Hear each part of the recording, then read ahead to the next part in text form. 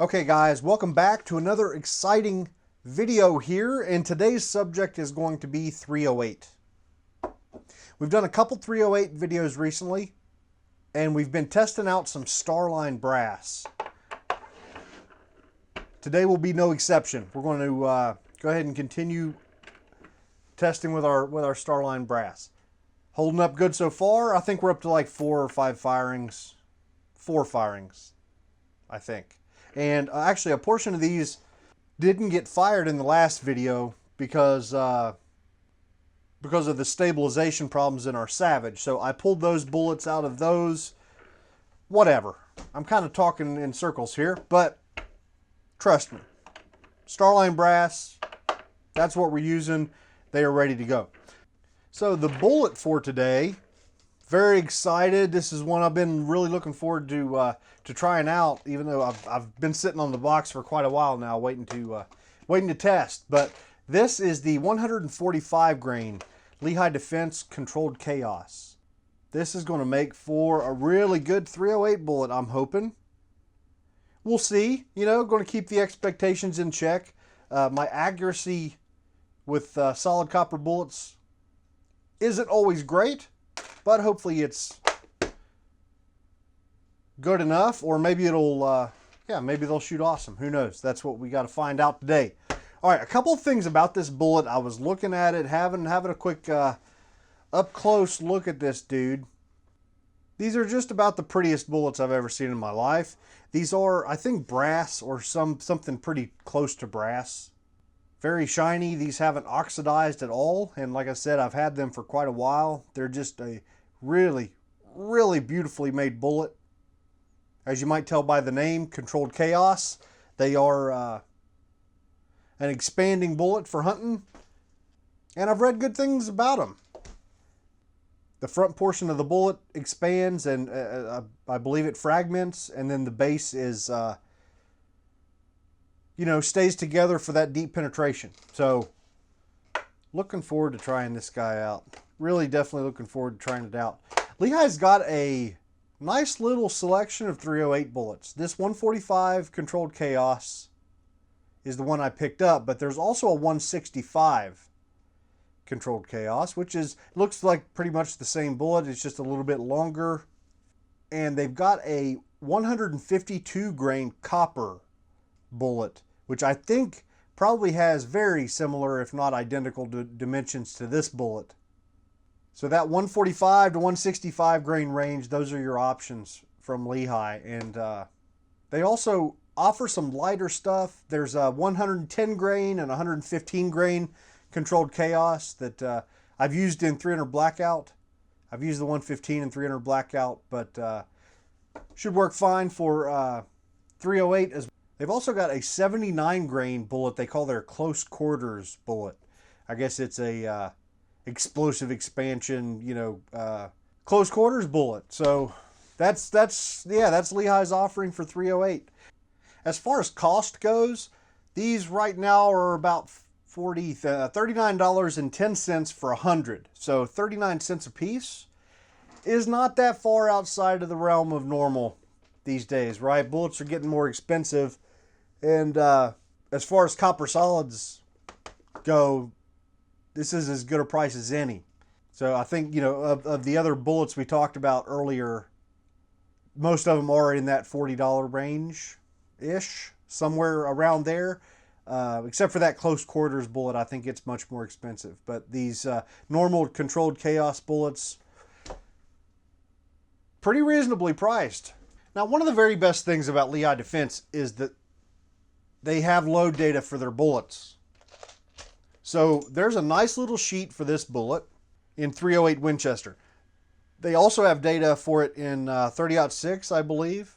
And it seems like there was another 30 caliber cartridge they had tested this bullet in. But really cool that they have that info out there for us. Sometimes that's hard whenever you're shooting bullets from these smaller bullet manufacturers that don't print manuals and stuff. It's hard to get load data. So really happy about Lehigh giving us data. Now, another cool thing, so this load data sheet that they have for 308, they also indicate what they use for their factory loading.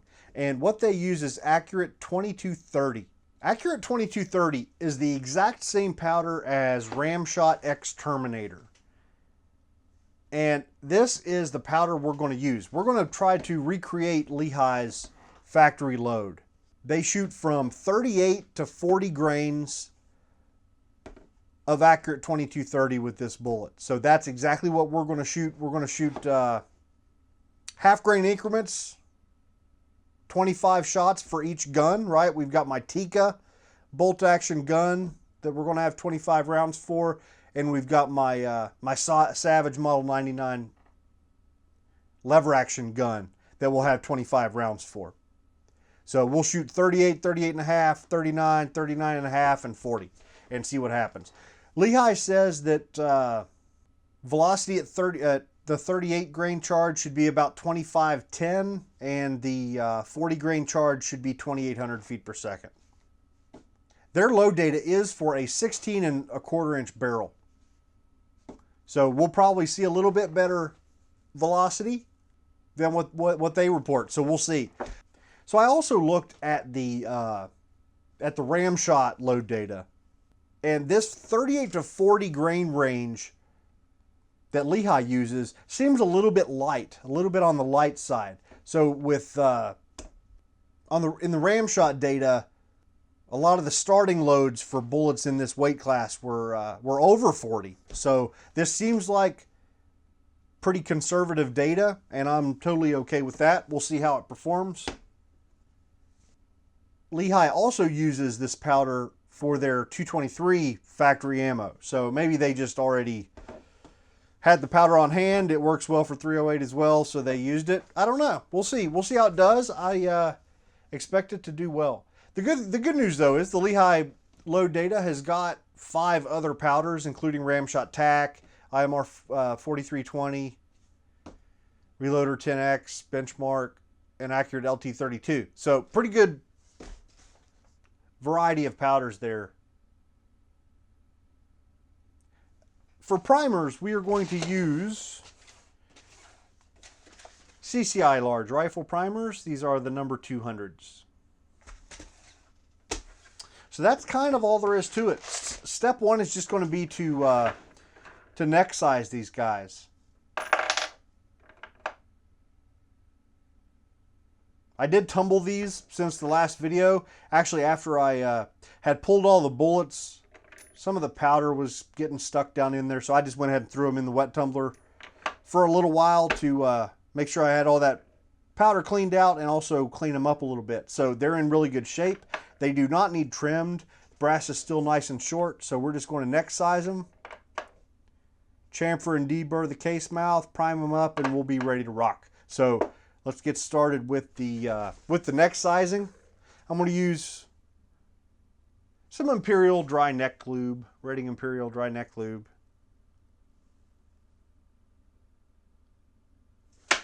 Keep things simple, no mess. So our neck sizing die is still in there and set from the last time. Yep, right about where it touches the shell holder. So just got to make my way through them. Quick little dip in the lube, and that's all it takes.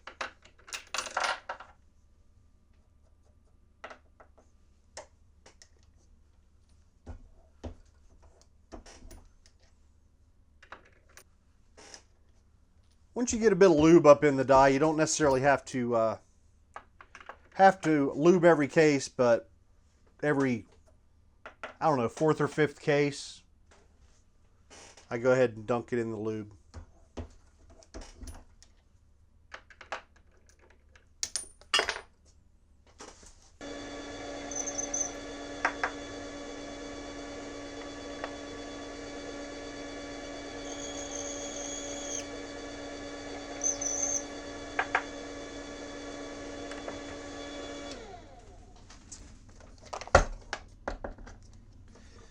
All right, so I just finished up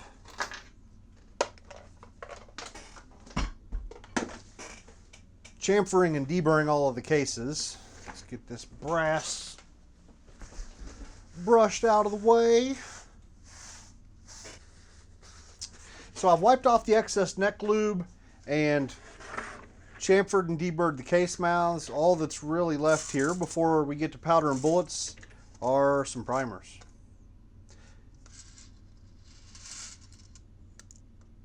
I think I already mentioned we are using CCI number 200 primers, and I'm using my RCBS hand priming tool, which always does a nice job.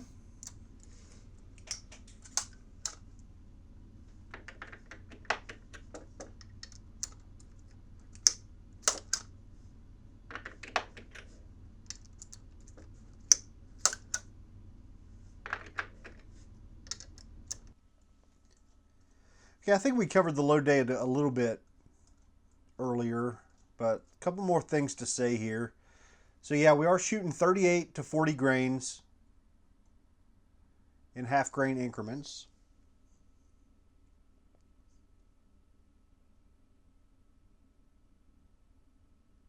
And the overall length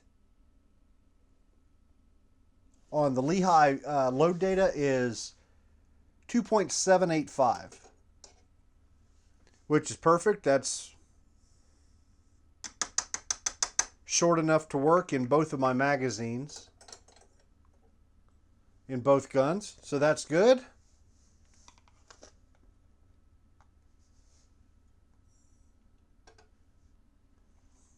I did test the length to the lands in both of my guns with the Tikka 2.95 overall length got me to the lands. So it looks like we'll be a little over 150 thousandths off the lands with this bullet at the recommended overall length. The Savage was 2.925, so it was 25 thousandths shorter, so we'll be a little bit closer on that one. But still pretty close to 150 thousandths off the lands.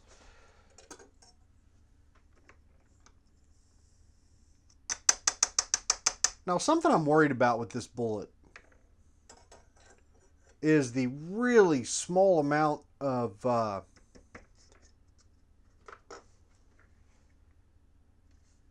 bullet that is in contact with the neck of the case. And I noticed this earlier. I loaded up 10 shots as sighters earlier. So I've already got my bullet seating die set. Nothing really exciting, no changes from last time. It was just a matter of a couple turns to get the length correct. Now, so when these are seated to 2.785, double check it here.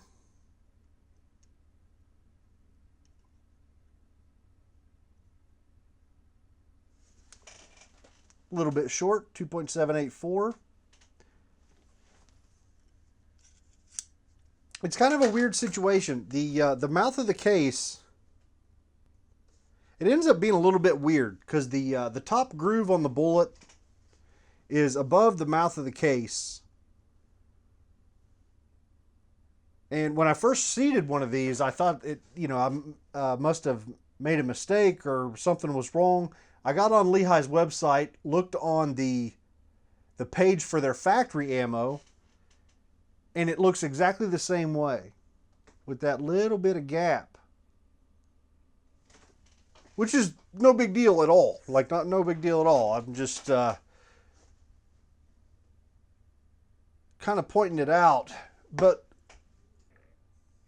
all right, I had a marked bullet here. What the hell did I do with it?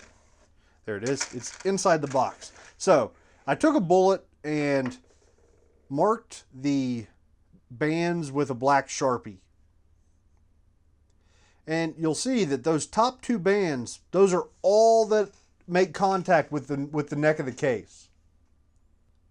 That doesn't seem like a whole lot of material in contact with the case neck. I kind of wish I had a Lee factory crimp die for 308 just to give these guys a little crimp maybe into that groove. Especially you guys using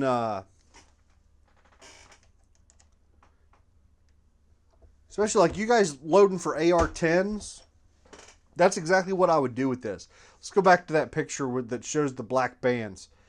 I would lengthen the overall length a little bit, if possible, in your magazine. And then I'd use that top groove like a crimping groove and try to have the mouth of that case just over that angled portion of the top groove there. That would make a nice little crimping spot maybe. So I don't know if that made sense. Hopefully it did. But that's my thought on the subject.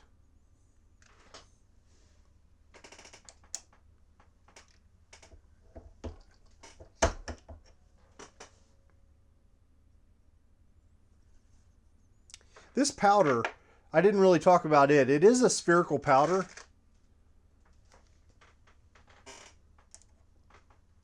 Very good metering powder, I'm sure. So if you like spherical powders, this Accurate 2230 or this X-Terminator might be one to try out. It is it's not always that easy to find Ramshot powders or accurate powders, but I really like their load data. Like their load guide has got so much good info. Lots and lots of bullets, all the weird chamberings. So I've kind of been becoming more and more of a Ramshot and accurate powder fan as time goes on. So I'm hoping this is going to shoot pretty well. Let's see, I need an ammo box. And there's our first 5 rounds.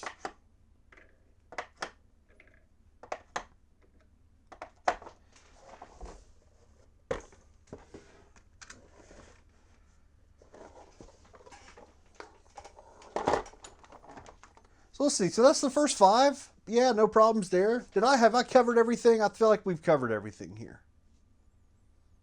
Load data, our overall length. Yep, I think we're good. So I just need to weigh out a whole bunch more charges and seat some more bullets. And we'll be on the range. So I'll see you guys out there on the range.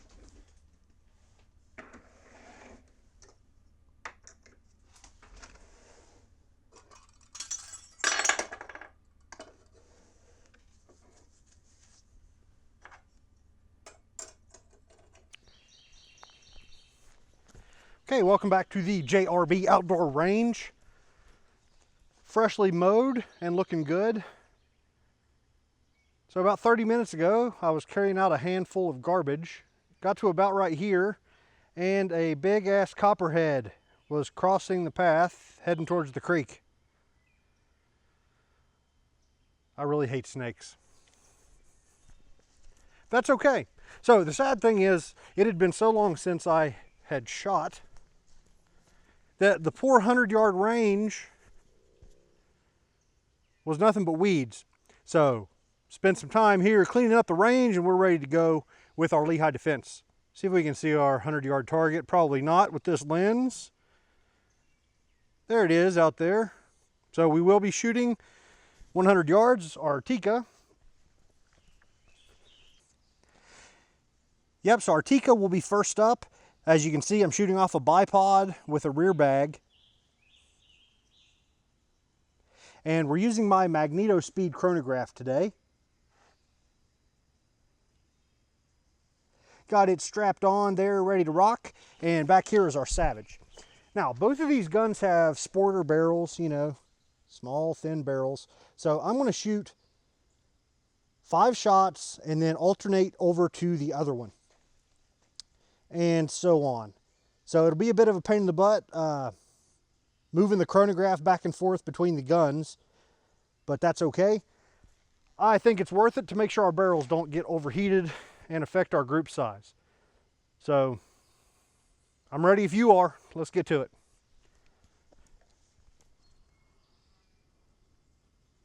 All right, kicking things off with the Tikka. I've got 5 rounds in the magazine ready to go. So we're shooting from 38 up to 40 grains. I did load 5 shots for each gun as sighters, at 39 grains, so our middle charge. I have already fired those, so both guns are sighted in, and I verified that at 39 grains we did not have any pressure signs to speak of. So at least these first 3 groups, I'm not really going to be worried about brass. I'm going to be able to focus on the groups, hopefully, and shoot some good ones.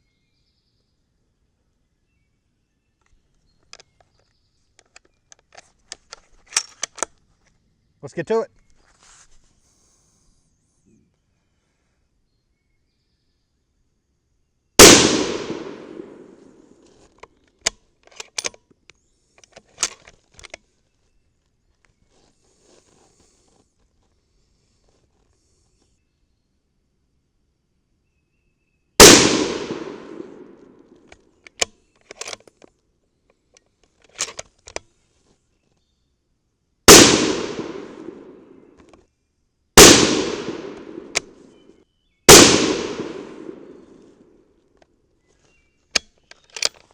All right, except for that first shot going high, those looked really good. Brass, of course, looks good. Velocity, pretty low. Average of 25-30 with a gross 32.2 feet per second standard deviation. We can do better than that. All right, I'm going to switch out to the Savage, let this guy cool down, and we'll see how it does.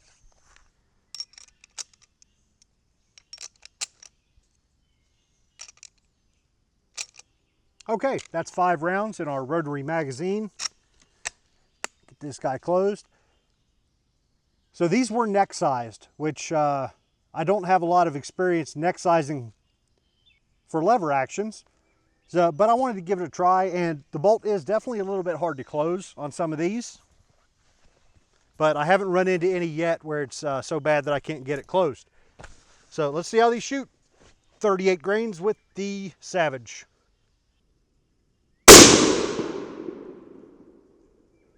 Uh-oh, maybe I'm not as sighted in as I thought I was. I think that went down or up into the other group.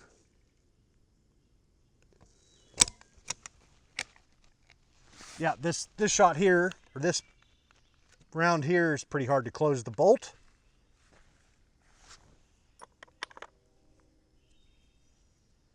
All right, I'm gonna go ahead and shoot all 5 of them. Let's see if this also goes up in the other group.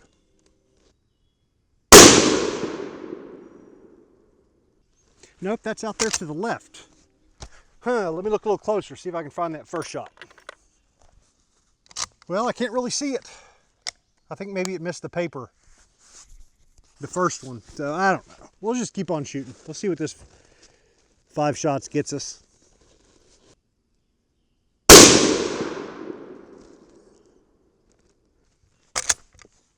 Yep, another one to the left. We'll move the sights after this group.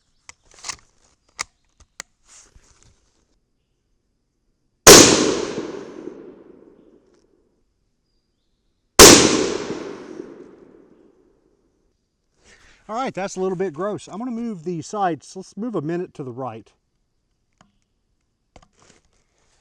And we'll see how it looks next time. But let's see, what was our velocity there? 25.57, just a touch higher than the Tikka. And a similarly crappy standard deviation number. So I'm gonna switch back out to the Tikka.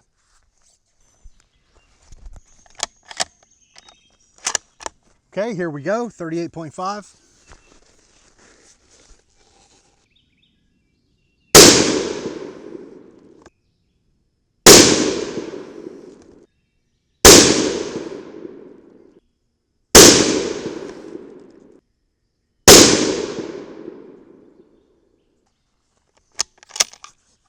All right, good deal. That's not a bad group at all.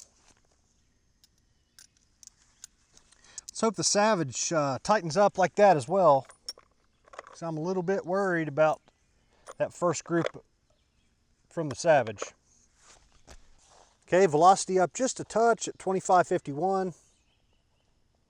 Standard deviation a bit better at 21.2. Good. Okay, bottom row, here we go.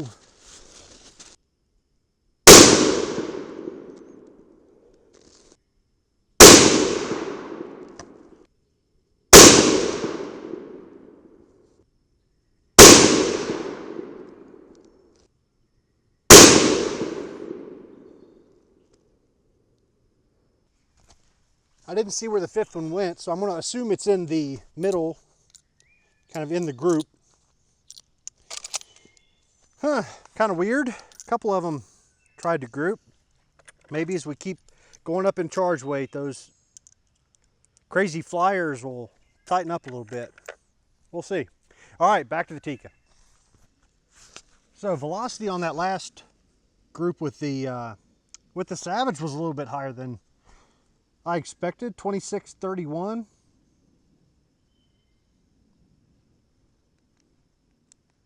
So we'll keep an eye on that guy. See if it continues to rise a lot faster than the Tikka's does. All right, here we go. 39 grains. All right, here we go. 39 grains with the Tikka.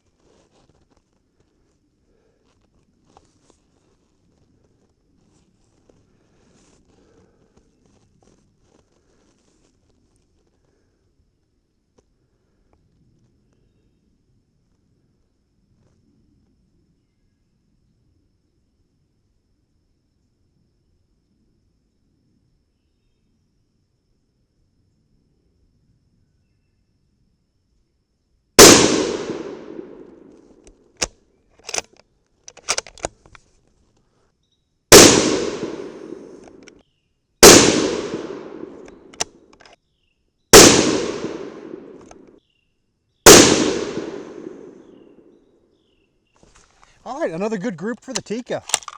I'll have to admit, it's a hell of a lot easier to shoot this gun than it is the Savage. Mainly because, well, this has a 24 power scope on it right now, and the Savage has a little 12. And this thing's got a beautiful trigger. Tikka triggers are just amazing. And the Savage, not so much. Very heavy trigger. All right, velocity, 2604.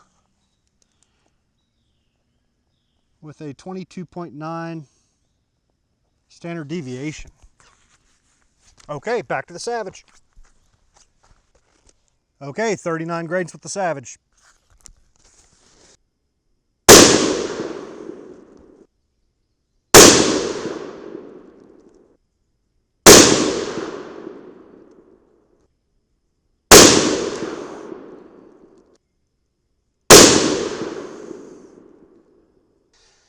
Okay, so it doesn't look like this bullet and powder combination is going to be a winner in the Savage. But that's okay, they can't all be winners. 26.29, we actually lost a couple feet there. But that's okay, I think the previous velocity reading was a little bit of a anomaly. Because this 26.29 kind of brings us back in line with the Tikka and what I would expect. So standard deviation of 20, pretty gross. Okay, back to the Tikka, 39.5. We're going to shoot a one hole group. All right, 39.5. Let's do it.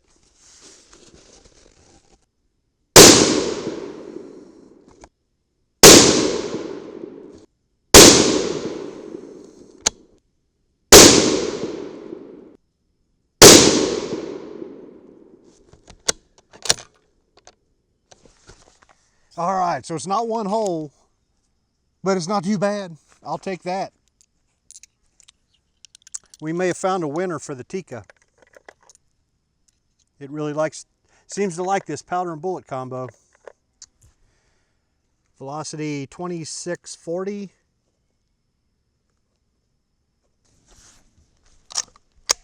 Okay, 39.5 in the Savage.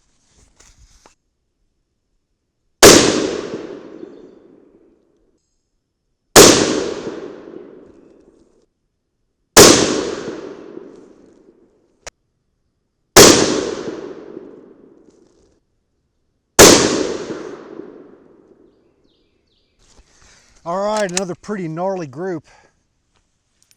Velocity 2679.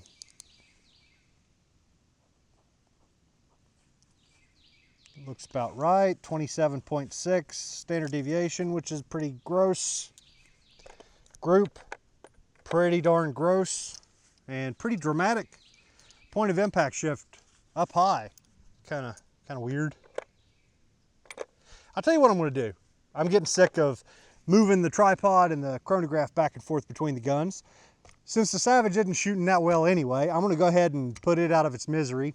Shoot these final 5 shots. The brass on the last one, the 39.5, looked excellent in both guns. No pressure signs to speak of. Nothing to even concern myself with. It's nice and rounded. Nothing bad at all. All right, let's finish this guy up. 40 grains, bottom right-hand dot. Tell you what, I'm going to move the sights down. Let's go down 2 minutes. That way, hopefully we're not interfering with the Tikka's landing zone.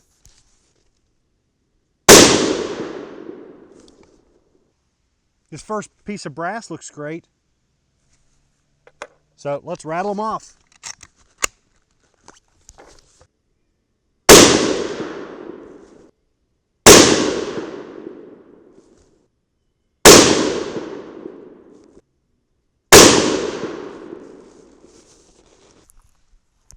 Well, what do you know? That group's a little bit better. 2707 feet per second, 19.1 standard deviation. Good deal.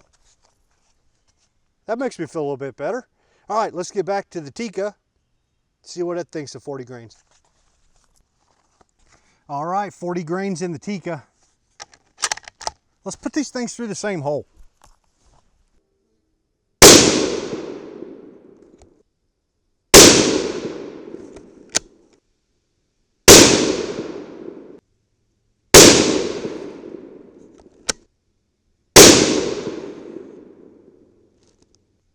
Ah, that last one went a little bit left. That's okay. Still pretty darn good groups. Very happy with those Tikka groups. What's our velocity? 2685 and a standard deviation of 11. Good deal. No pressure signs to speak of. Everything looks good. So yeah, let's get packed up, get back to the bench, talk things over. Pretty impressed.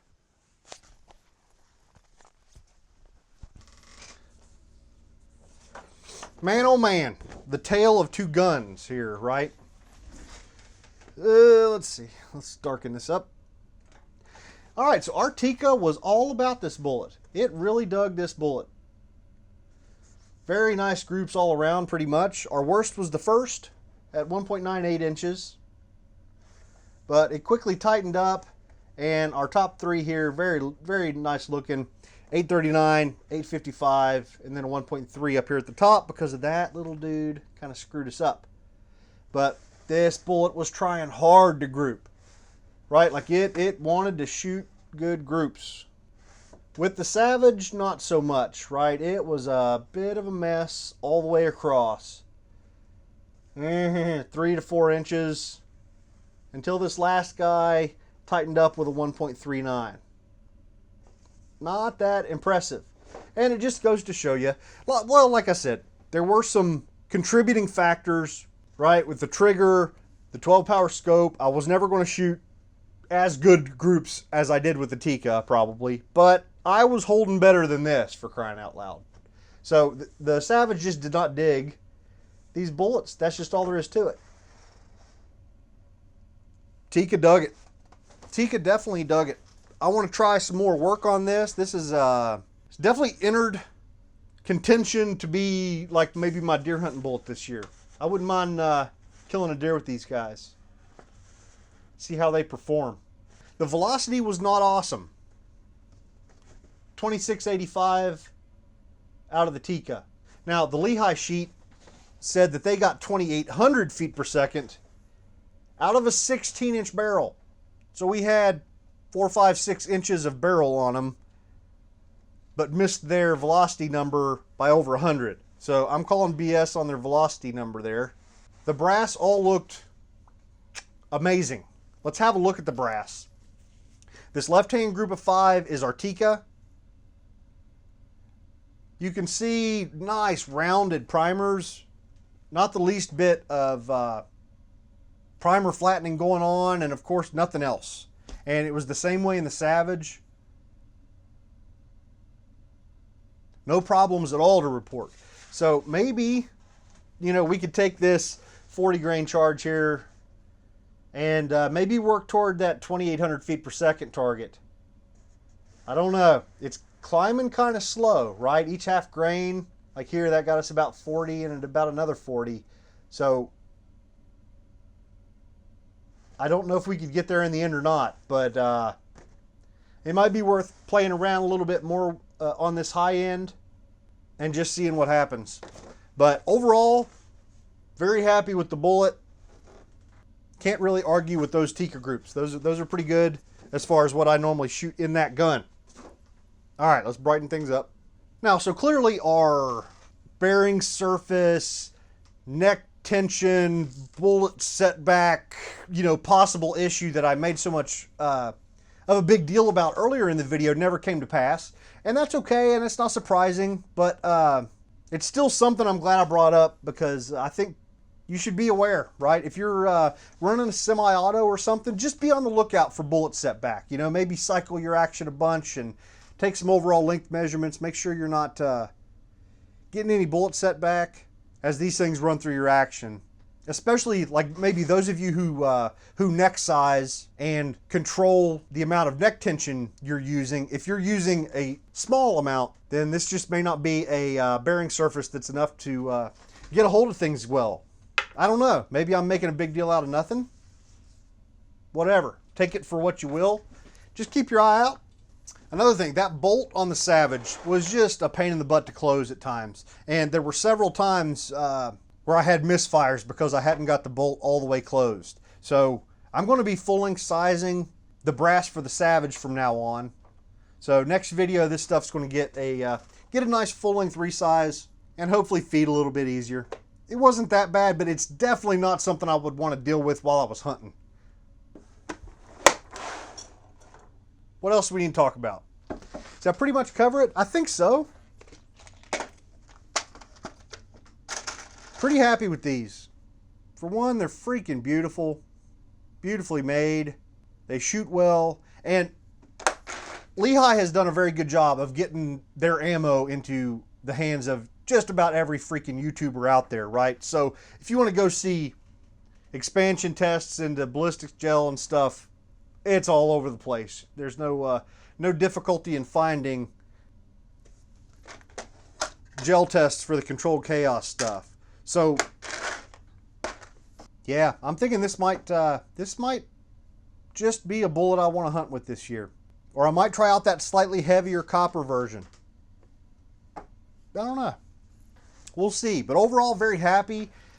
Right, the days of lead bullets are probably numbered. As they continue to get banned at ranges and for hunting in certain states and stuff, then these lead-free projectiles are the way we've got to go. So if you're not already playing around with these as part of your normal reloading routine, I think you probably should. You know, pick you up some Lehighs, some Makers, get you some of these Hornady GMXs, whatever. Just integrate a little bit of lead-free stuff into your reloading as we prepare for the future. That's my recommendation on the subject. And Lehigh is definitely out front pushing the boundaries, right, of what we can do. So might as well support them. Like I said, these Controlled Chaos bullets are not ridiculously expensive. They are expensive. They are priced like premium bullets, but they're not quite as crazy as, like the subsonic 300 blackout rounds are insane. They're $1.50 a piece or something like that. So these are a whole lot more reasonable than that, and just about all of us should be able to justify picking up a box to try out. It's not that much freaking money. So might as well start working on that lead-free skill set, my friends. All right. Anything else to talk about? Oh, one more thing I wanted to mention.